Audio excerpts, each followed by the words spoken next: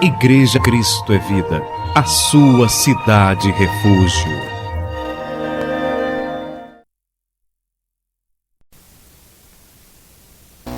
E vamos continuar desenvolvendo o tema: o meu justo viverá pela fé.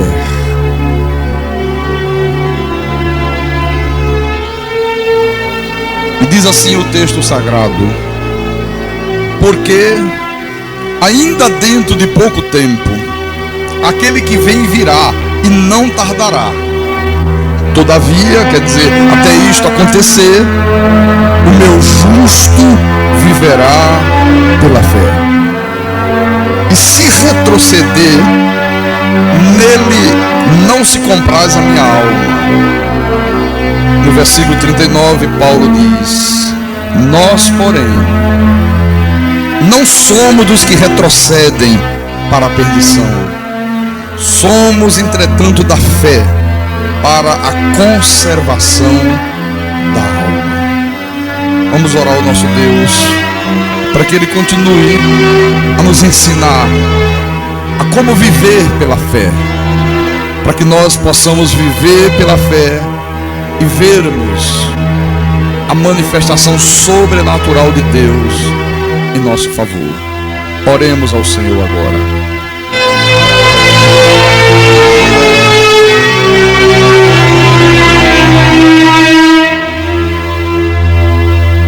Senhor Jesus Cristo, nosso Deus e nosso Pai. Ah, como nós somos pessoas privilegiadas, meu Deus. Privilegiadas por podermos aprender de Ti a Tua palavra, por podermos ouvir a Tua voz, entender os Teus ensinamentos, para que nós possamos ter uma maturidade espiritual, para que possamos viver a nossa vida neste mundo dentro dos padrões que o Senhor mesmo estabeleceu, nos submetendo às Tuas regras, aos Teus estatutos, aos Teus mandamentos, aos Teus decretos, às Tuas leis.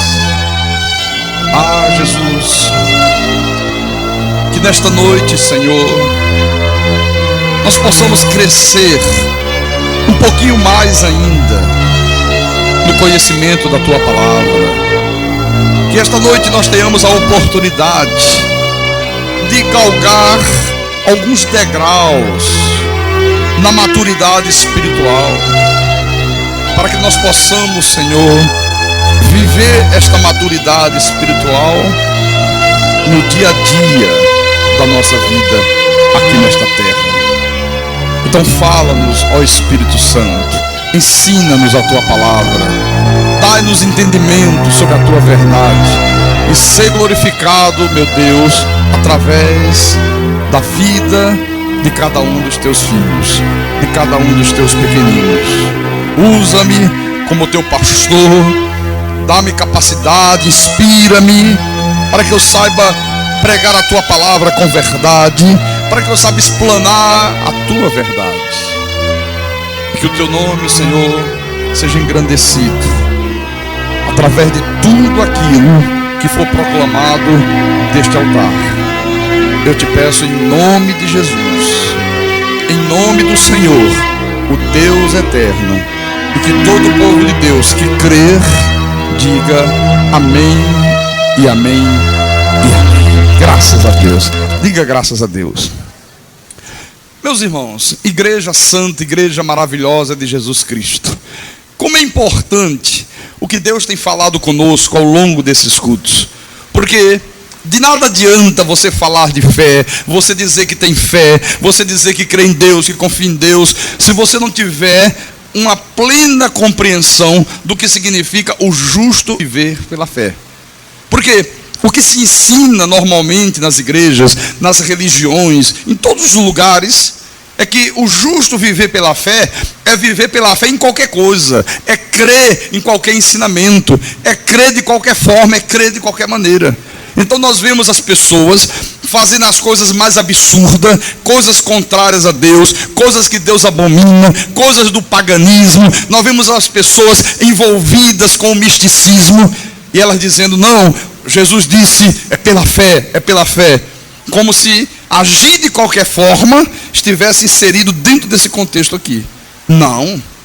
Quando Deus diz, o meu justo, o meu eleito, o meu filho, o meu predestinado, viverá pela fé, Ele está dizendo, viverá pela fé na minha palavra, viverá pela fé nas minhas promessas, viverá pela fé no meu poder, Ele viverá pela fé nessas coisas. Por isso que o apóstolo Paulo, no capítulo 11 de Hebreus, no versículo 1, quando ele dá a definição do que é a fé, ele diz que a fé é a certeza de coisas que se esperam. Ele diz, olha, é a convicção de fatos que se não vê. Você vê o que é fé? Então, há uma passagem bíblica do ministério terreno de Jesus, que Lucas registrou, no capítulo 8 do seu livro, Lucas capítulo 8, que eu acho muito importante, e que é de grande valia para todos nós aqui nessa noite. Lucas, capítulo 8, versículo 40 em diante. Então diz assim: ao regressar Jesus, a multidão o recebeu com alegria, porque todos o estavam esperando. Baixa só um pouquinho aqui o retorno, João, está muito alto. E eis que veio um homem chamado Jairo, que era chefe da sinagoga, e prostrando-se aos pés de Jesus, lhe suplicou que chegasse até a sua casa, pois tinha uma filha única, de uns 12 anos, que estava à morte. Aí você vai agora lá para o versículo 49. Falava ele ainda, quando veio uma pessoa da casa do chefe da sinagoga, dizendo: tua filha já está morta, não incomodes mais o mestre.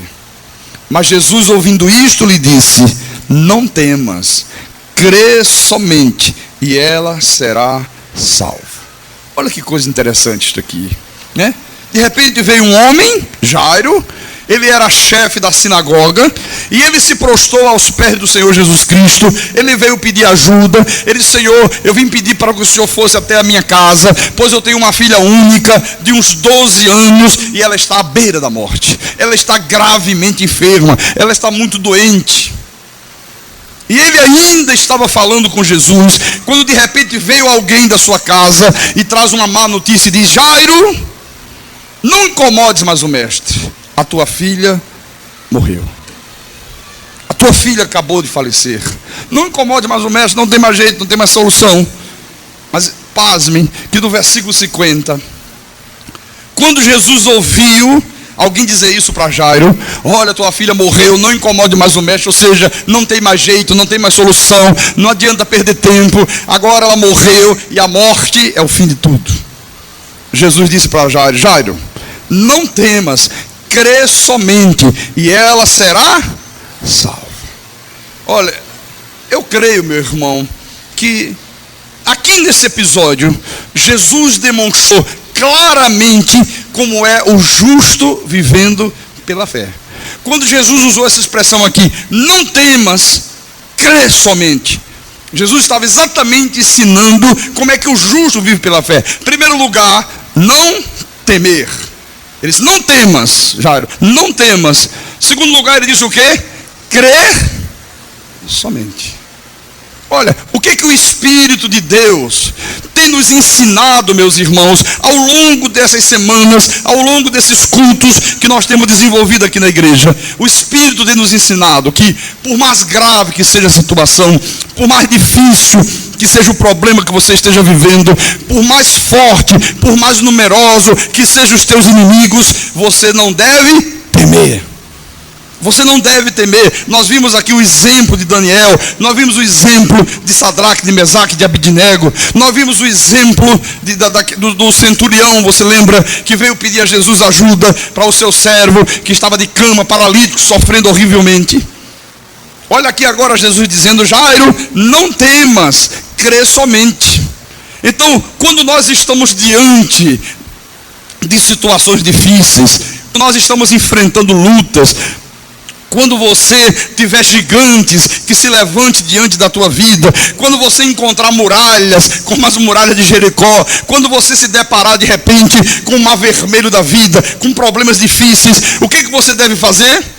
Não temer. Diga forte, não temer. Fala para o teu irmão, não tema, meu irmão. Diga, não temas. Não temas. Então Jesus disse, Jairo, não temas, faz um jejum de 40 dias. Foi isso que ele falou? Jairo, não temas, acende uma vela, faz uma corrente de 13 sextas-feiras. Não, Jesus não mandou fazer essas coisas. Jesus disse o quê? Crer somente. O que significa crer somente? Significa crer somente. O que é crer somente, pastor? É quando a pessoa se mantém firme, é quando você se mantém absolutamente firme, naquela certeza absoluta de que Deus vai fazer aquilo que você espera dentro do teu coração. Você está certo, você está convicto, sabe? Você não decai da tua confissão. Às vezes você olha para um lado, você olha para outro, tudo parece dar o contrário. Você não vê nenhuma evidência de que você possa ser bem sucedido, mas você tem uma certeza aqui dentro de que Deus é contigo. Então, o Senhor disse, Jairo, não temas.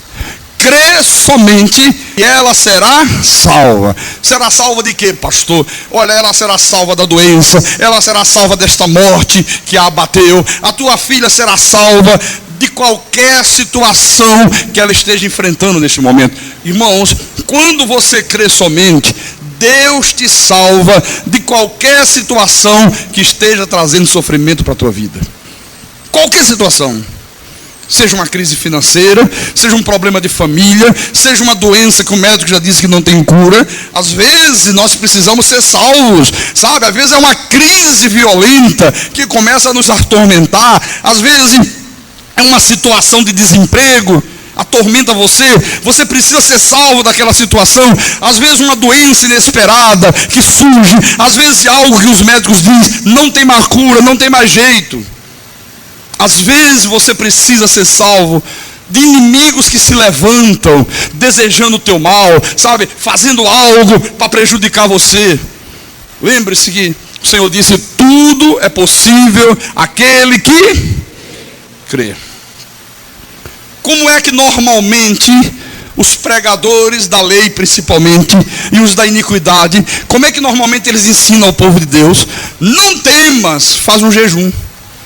A pessoa está enfrentando uma luta, a pessoa está enfrentando uma dificuldade, não tema, meu irmão, faz uma vigília sexta-feira lá na igreja, passa um óleo na cabeça, venha pegar uma rosa ungida, que vai te ajudar nessa luta, venha participar de uma corrente, venha fazer uma fogueira santa.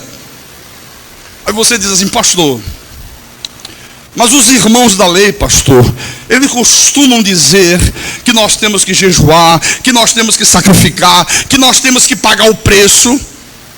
Olha, é exatamente por isso que os irmãos da lei não têm herdado as promessas de Deus. Pela falta de conhecimento. Eles não sabem, porque não lhes é ensinado como é que o justo vive pela fé.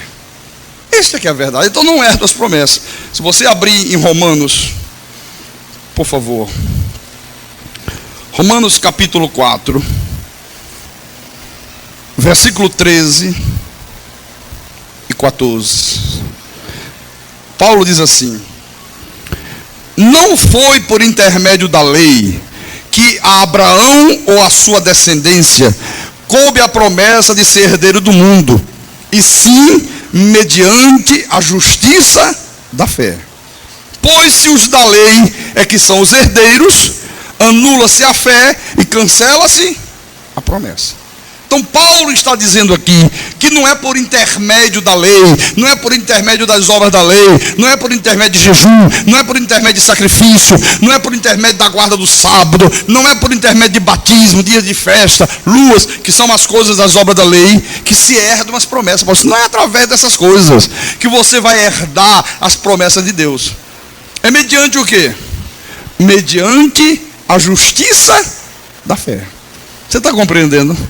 Você só pode herdar as promessas de Deus se você viver pela fé na palavra de Deus. No versículo 1, capítulo 4, versículo 1, ele diz assim: que pois diremos ter alcançado Abraão, nosso pai, segundo a carne? Porque se Abraão foi justificado por obras, tem de que se gloriar, porém não diante de Deus. Pois que escritura, Abraão creu em Deus, e isso lhe foi imputado para a justiça. Ora, ao que trabalha, o salário não é considerado como favor, e sim como dívida. Mas ao que não trabalha, porém crê naquele que justifica o ímpio, a sua fé lhe é atribuída como justiça. Olha que coisa interessante. Paulo aqui, irmãos, está fazendo uma analogia entre o trabalho e o salário, e entre as obras da lei e as promessas de Deus. Ou seja, Paulo está dizendo, olha, se você acha que para Deus te dar um emprego, você precisa fazer jejum, você precisa pagar um preço, você precisa sacrificar, então Paulo diz, olha, então aquele emprego já não será considerado mais como favor de Deus, já passa a ser considerado como uma dívida. Você não pode mais considerar aquele emprego como algo que Deus está te dando graciosamente. Não, você diz, não, eu fiz um jejum e Deus abriu as portas do emprego para mim. Então não foi graciosamente, sabe? Você pagou o preço e Deus passou até uma dívida para contigo que Ele está saldando dando emprego. Então ele diz, mas ao que não trabalha, porém crer, ou seja, ao que não sacrifica, ao que não paga o preço, ao que não jejua, aquela pessoa que não tenta comprar Deus com essas coisas, o que acontece? A sua fé lhe é atribuída como justiça. Então, meus irmãos, em nome do Senhor Jesus Cristo, entenda isto. A primeira coisa que Jesus disse para Jairo foi, não temas. Jairo, não temas, Jairo. Não tema, não tema, não temas. Não tenha medo. Não temer é não ter medo. Não tenha medo. Você sabe qual é o maior inimigo do povo de Deus hoje? Sabe qual é? O medo. Este é o maior inimigo. Por quê? Porque o diabo, através dos seus ministros, através dos seus mensageiros, através das suas mentiras, dos seus enganos, através das suas concupiscências, ele conseguiu estabelecer dentro da igreja o evangelho do medo. Hoje há um evangelho do medo sendo pregado aí fora. Você vê que o povo de Deus, ele tem medo do diabo. O povo de Deus tem medo de trabalho de macumba. O povo de Deus tem medo de inveja. Tem medo de olho grande. Tem medo de sexta-feira 13. O povo de Deus tem medo de passar debaixo de escada. O povo de Deus tem medo de pastor. Tem medo de tudo. Tem medo de tudo. Olha, você quer ver? Você sabe o que é um filho? Tem um pai, ter medo do pai e viver a vida inteira com medo do pai lhe matar. É assim que a maioria do povo de Deus vive, com medo de Deus lançar no inferno, com medo de perder a salvação. Então eu quero dizer para você nessa noite que o medo é o maior inimigo do povo de Deus. O medo, irmãos, ele neutraliza a fé. Grave isso, vou repetir. O medo neutraliza a fé. Às vezes o medo neutraliza uma família inteira. Às vezes o medo, olha, pode neutralizar uma cidade, pode neutralizar um país, pode neutralizar um exército inteiro. Agora, quem é o autor do medo, pastor Carlos Magno? O diabo. O diabo é o autor do medo. Agora, como é que ele trabalha, pastor, para produzir medo na vida das pessoas? Como é que ele faz para produzir medo na vida do povo de Deus? Às vezes com palavras, às vezes com visões amedrontadoras, sabe? Ele usa de muitas coisas, às vezes com ameaças. Por exemplo, nós vimos hoje pela manhã aqui na igreja, eu queria mostrar outra vez para você. Em 1 de Samuel, por favor. Abra agora, lá no Velho Testamento. 1 de Samuel, capítulo 17. Eu quero, en passant, mostrar para você aqui algo importante. 1 de Samuel, capítulo 17.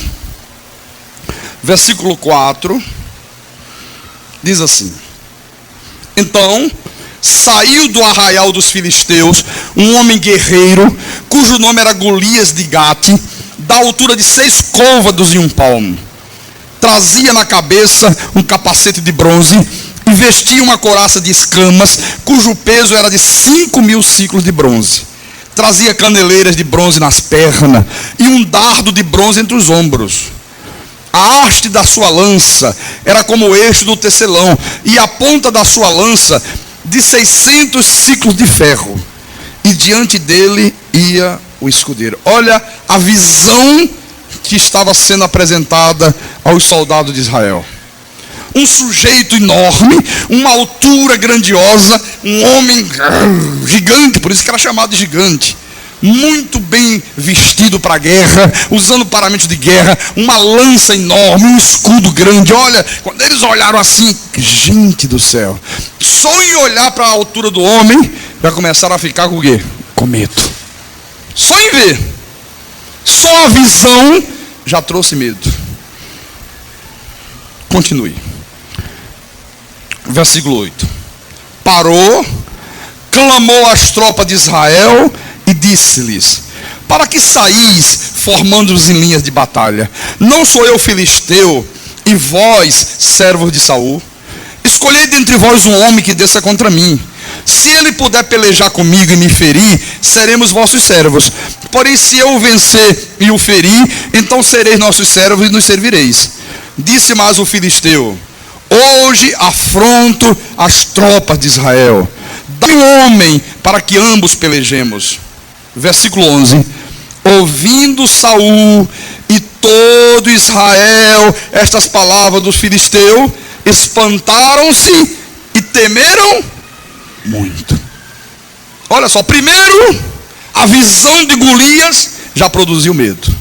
Depois, quando Golias abriu a boca, disse: para que vocês estão aí formando em linha de batalha? Vamos fazer o seguinte: escolham um guerreiro de vocês, vamos lutar eu contra ele. Se o guerreiro de vocês me ferir, nós seremos escravos de vocês. Se eu o ferir, vocês serão nossos escravos.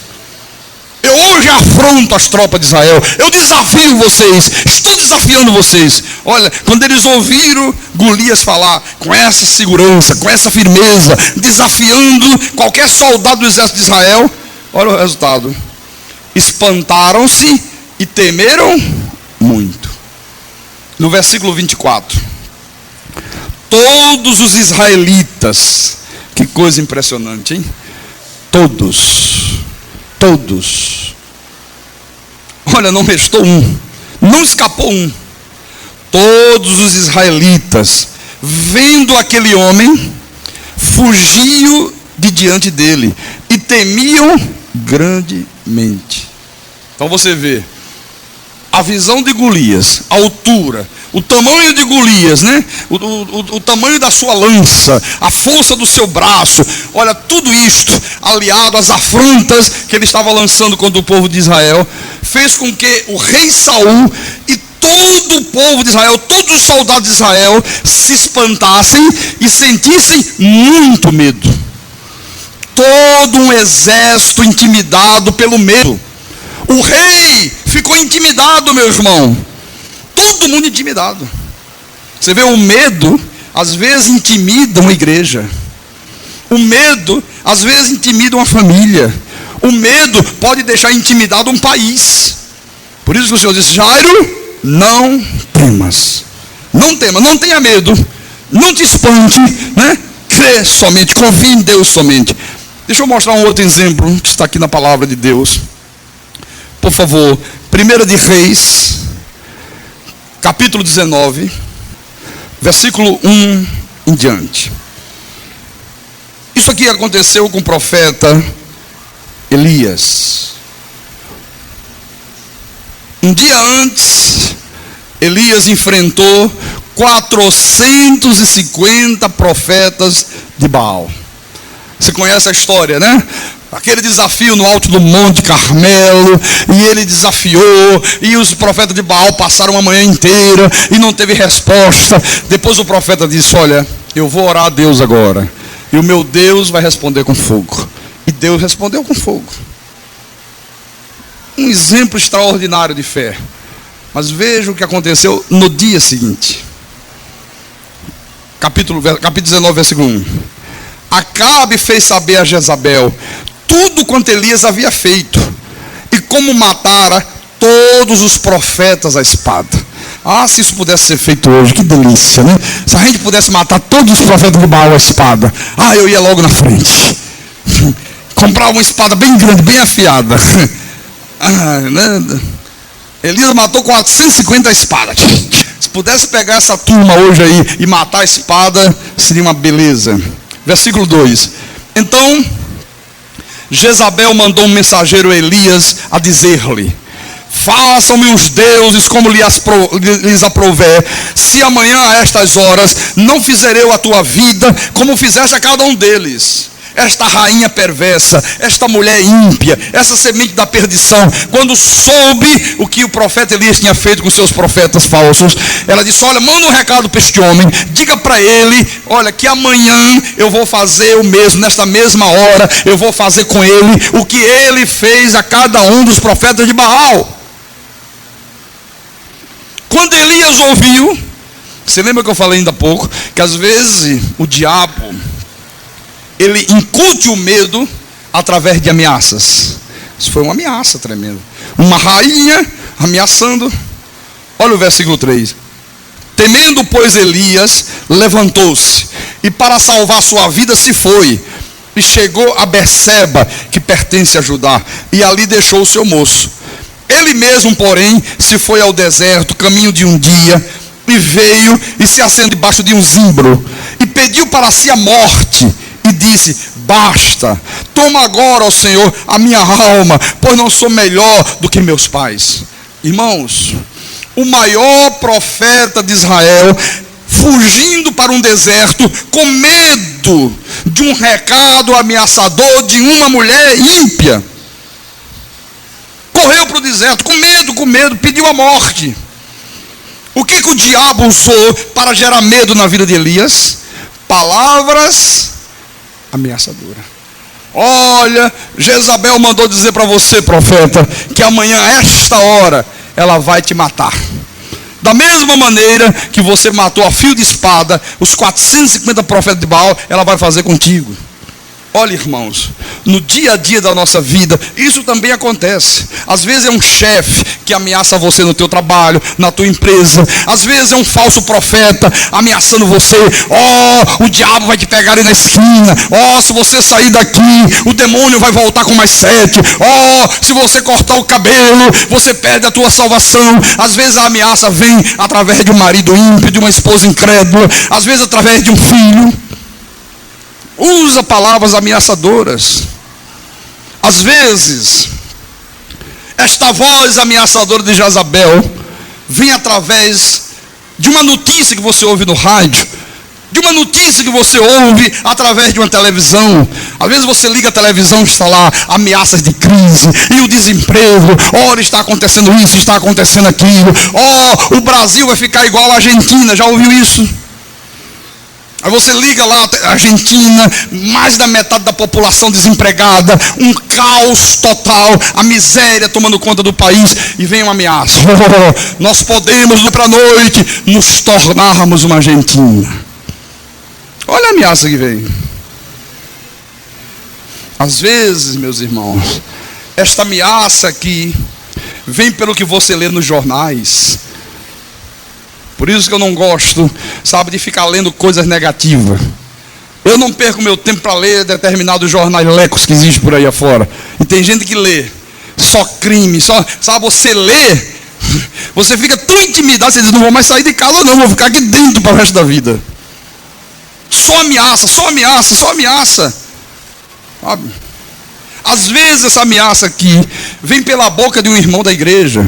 Às vezes senta do teu lado, mas quando abre a boca é para transmitir palavras ameaçadoras. Então, este sentimento de medo aqui, olha, ele pode sobreviver a um rei, ele pode sobreviver a um profeta, ele pode sobreviver a um apóstolo, ele pode sobreviver a um pastor como eu.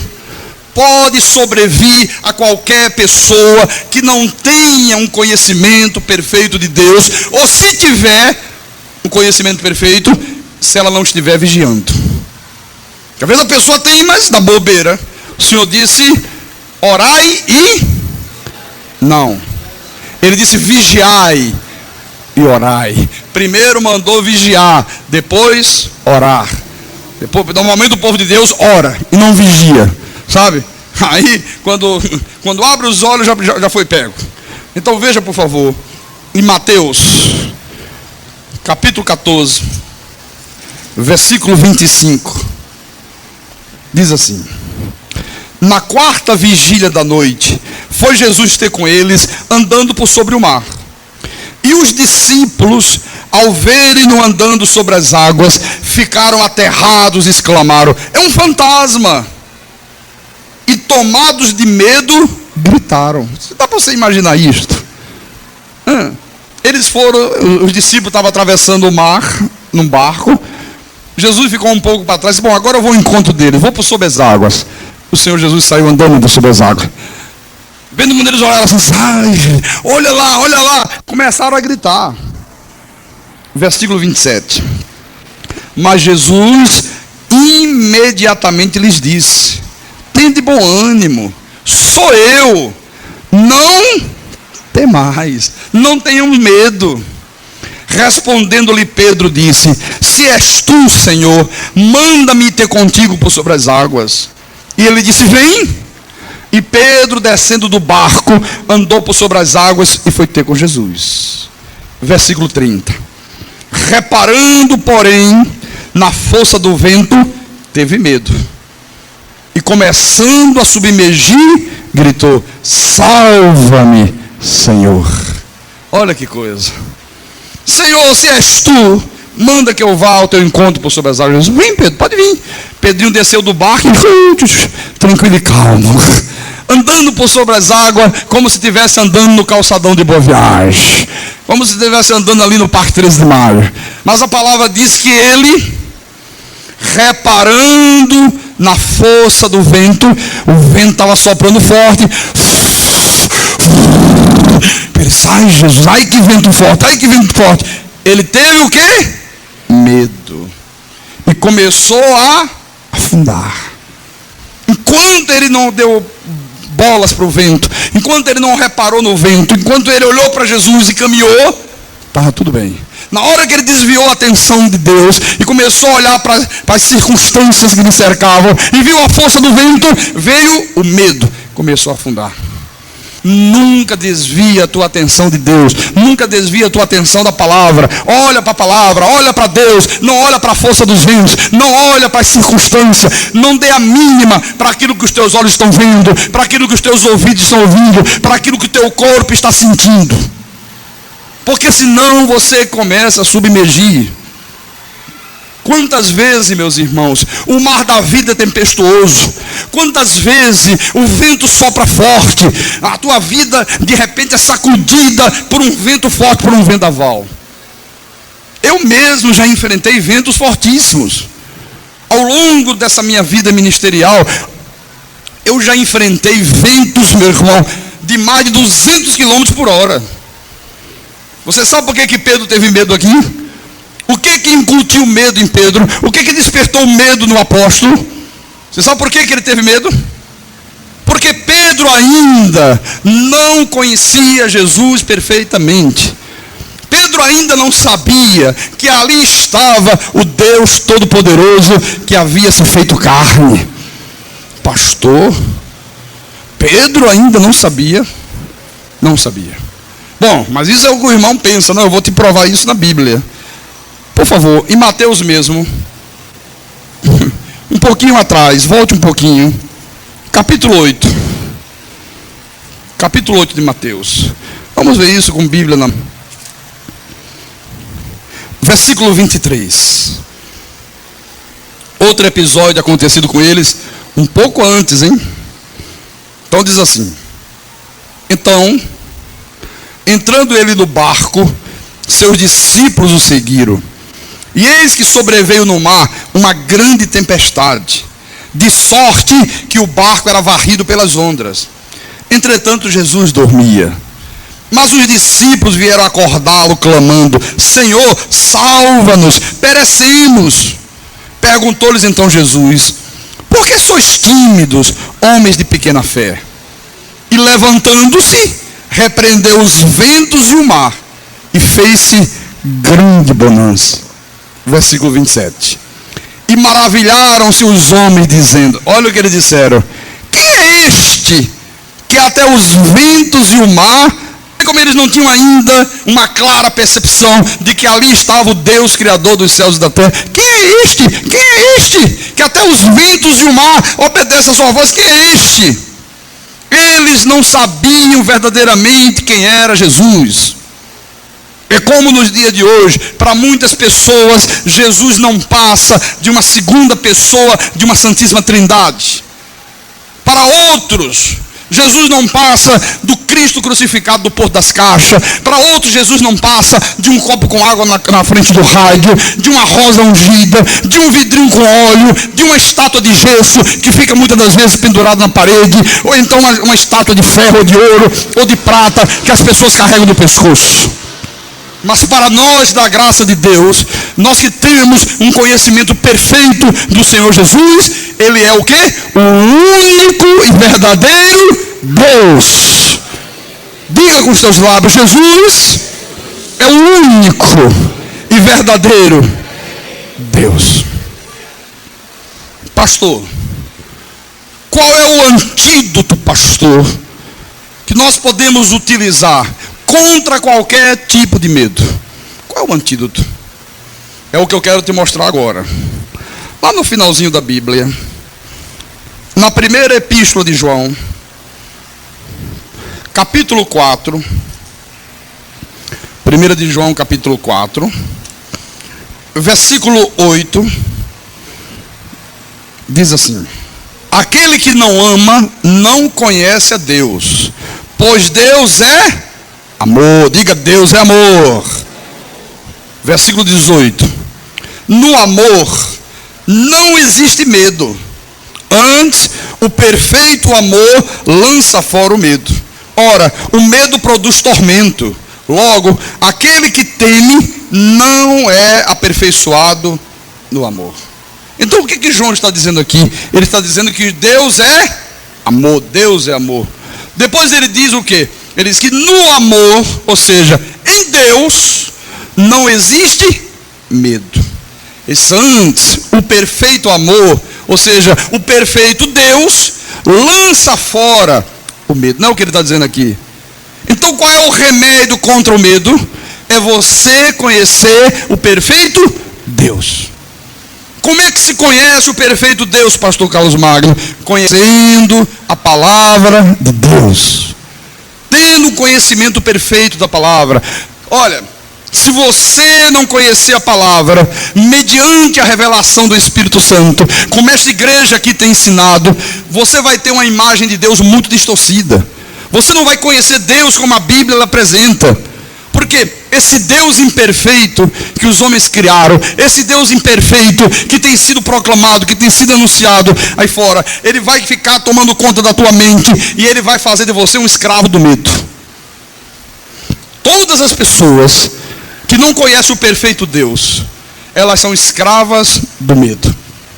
Por isso que 99% do povo de Deus tem medo. Pode ver, veja se não tem medo. Chega para um crente e diga assim: meu irmão, olha, aquela tua vizinha ali é macumbeira, e ela disse que levou o teu nome para macumba e colocou na boca do sapo.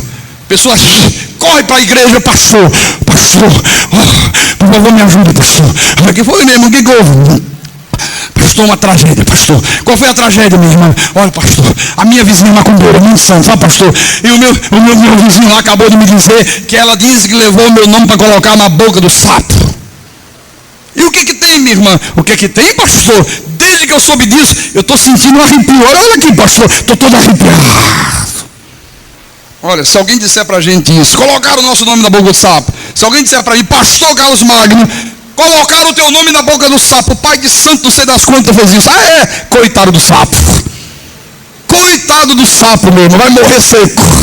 entendeu? Não vai aguentar o meu nome na boca dele, sabe? Mas normalmente o povo de Deus teme. Por quê? Porque não conhece o perfeito Deus. Por isso que Paulo tinha esta preocupação com a igreja, que é a mesma preocupação que nós temos tido hoje. Em Efésios, capítulo 1, versículo 16. Ele diz assim para os crentes de Éfeso, e ele está falando hoje, o Senhor Deus, para você: não cesso de dar graças por vós, fazendo menção de vós nas minhas orações, para que o Deus de nosso Senhor Jesus Cristo, o Pai da glória, vos conceda espírito de sabedoria e de revelação no pleno conhecimento dele. Então, o segredo para você viver uma vida sem medo, meu irmão, qual é? É ter um pleno conhecimento de Jesus Cristo. Se você tiver um pleno conhecimento de Deus, você nunca vai ter medo, meu irmão. Na hora que os inimigos se levantarem contra você, você não vai temer. Na hora que um Golias se insurgir contra você, na hora que uma doença, uma crise financeira, uma dificuldade qualquer surgir, você não vai ter medo algum. Por que eu não vou ter medo, pastor? Porque você tem um conhecimento do perfeito Deus. E quando se tem um conhecimento do perfeito Deus através da palavra, não se pode ter medo. Por quê? Veja, por favor, em Deuteronômio. Pastor, quer dizer que eu não vou sentir medo de nada? Não vai não. Deuteronômio 28, versículo 7. Página 281 da minha Bíblia. Olha o que diz a palavra. O Senhor fará que sejam derrotados na tua presença os inimigos que se levantarem contra ti. Por um caminho sairão contra ti, mas por 7 caminhos fugirão da tua presença. Quer dizer, se você conhecer a palavra, você não vai ter medo de nada nesta terra, meu irmão. A palavra diz que os inimigos se levantarem contra ti, eles virão por um caminho, eles serão derrotados na tua presença, e eles fugirão de você por 7 outros caminhos. Por quê, pastor? Por quê?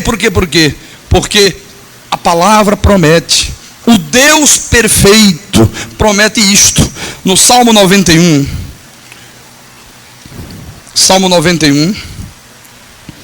versículo 7.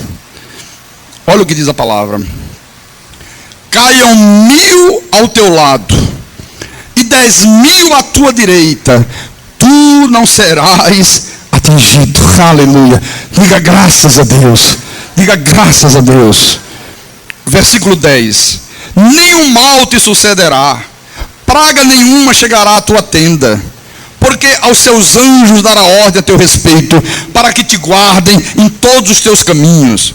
Eles te sustentarão nas suas mãos, para não tropeçares em alguma pedra. Pastor, e se de repente, pastor Carlos Magno, surgir uma doença? Eu também não devo ter medo da doença. O médico diga que é muito grave, eu não devo ter medo. Não, você não deve ter medo de nenhuma doença. Você tem apenas e tão somente que crer na palavra de Deus. Por quê? Salmo 103. Um pouquinho à frente. Salmo 103, versículo 3. Olha o que diz. Ele é quem perdoa todas as tuas iniquidades, quem sara todas as tuas enfermidades. Todas. É Deus que sara. Por isso que Jesus disse: não temas, não tenhas medo, crê somente. Agora, o povo de Deus não conhece o perfeito Deus, aí tem medo de perder salvação, tem medo de ir para o inferno, tem medo de ter o seu nome riscado do livro da vida. Se recebe uma ameaça, treme de medo, sabe? Tem medo de inveja, tem medo de olho grande, tem medo de trabalho de macumba, tem medo disso, tem medo daquilo, vive cheio de medo. Então você tem que conhecer a palavra, para você conhecer o perfeito Deus, e os teus medos serem lançados fora. Você sabe o que é que Jesus diz? No livro de João, capítulo 10. Como é que o povo de Deus tem medo disso aqui? Que eu vou mostrar para você. João capítulo 10, versículo 28. Ele está falando sobre as ovelhas, sobre os filhos. E ele disse: eu lhes dou a vida eterna. Jamais perecerão. E ninguém as arrebatará da minha mão. Aquilo que meu Pai me deu é maior do que tudo. E da mão do Pai ninguém pode arrebatar. Eu pergunto para você: alguma coisa neste mundo, alguém neste mundo pode te arrebatar das mãos de Jesus? Sim ou não? O Senhor Jesus te deu vida eterna ou Ele te deu vida passageira? Vida eterna. Ah, pastor Carlos Magno, mas o irmão tem que entender que a Bíblia fala do inferno, pastor. Por isso que todo mundo aí tem medo de ir para o inferno. O que mais se fala nas igrejas da lei é do inferno. Você sabe por que a grande maioria dos crentes tem tanto medo do inferno? Você sabe por quê? Porque não conhece a palavra. Não conhecem o perfeito Deus. No livro de Mateus, volte um pouco. Mateus capítulo 25, versículo 41. O Senhor Jesus disse assim: então o rei dirá também aos que estiverem à sua esquerda: apartai-vos de mim, malditos, para o fogo eterno, preparado para o diabo e seus anjos. Para quem é que o fogo eterno foi preparado? Para o diabo e seus anjos. Você é diabo? Você é anjo do diabo? Não. O que você é? Filho de Deus. Diga: eu sou um eleito, eu sou um predestinado. Diga: eu sou um escolhido, eu sou uma ovelha. Diga: eu sou um sacerdote real. Leia agora o versículo 31. Versículo 31 em diante. Quando vier o Filho do Homem na sua majestade, e todos os anjos com ele, então se assentará no trono da sua glória. E todas as nações serão reunidas em sua presença. E ele separará um dos outros, como o pastor separa dos cabritos as ovelhas. E porá as ovelhas à sua direita, mas os cabritos à esquerda. Então dirá o rei aos que estiverem à sua direita: olha o que ele vai dizer para as ovelhas, olha o que ele vai dizer para os eleitos, para os predestinados: vinde, benditos do meu Pai, entrai na posse do reino que vos está preparado desde a fundação do mundo. Olha, vinde o quê? Benditos do meu Pai. Entrai, tomai posse do reino que vos está preparado desde a fundação do mundo. Você está compreendendo? Se você conhece a palavra, se você conhece o perfeito Deus, os teus medos são lançados fora. Não vai ter mais medo na tua vida. Pode surgir o que for, pode acontecer o que acontecer, pode aparecer o mar vermelho, pode aparecer Golias, pode aparecer uma cova dos leões, pode aparecer uma fornalha 7 vezes acesa. Olha, você não teme nada neste mundo, porque você diz: porque Deus é comigo. Porque eu sou mais do que vencedor. Que é o que Paulo diz aos Romanos. E nós vamos terminar a mensagem com esta palavra. Romanos capítulo 8. Romanos 8, versículo 31. Que diremos, pois, à vista destas coisas? Se Deus é por nós, quem será contra nós? Responda: quem será contra nós? Ninguém. Aquele que não poupou seu próprio filho, antes por todos nós o entregou, porventura não nos dará graciosamente com ele todas as coisas? Quem intentará acusação contra os eleitos de Deus? É Deus quem os justifica. Quem os condenará? É Cristo Jesus quem morreu, ou antes, quem ressuscitou, o qual está à direita de Deus e também intercede por nós.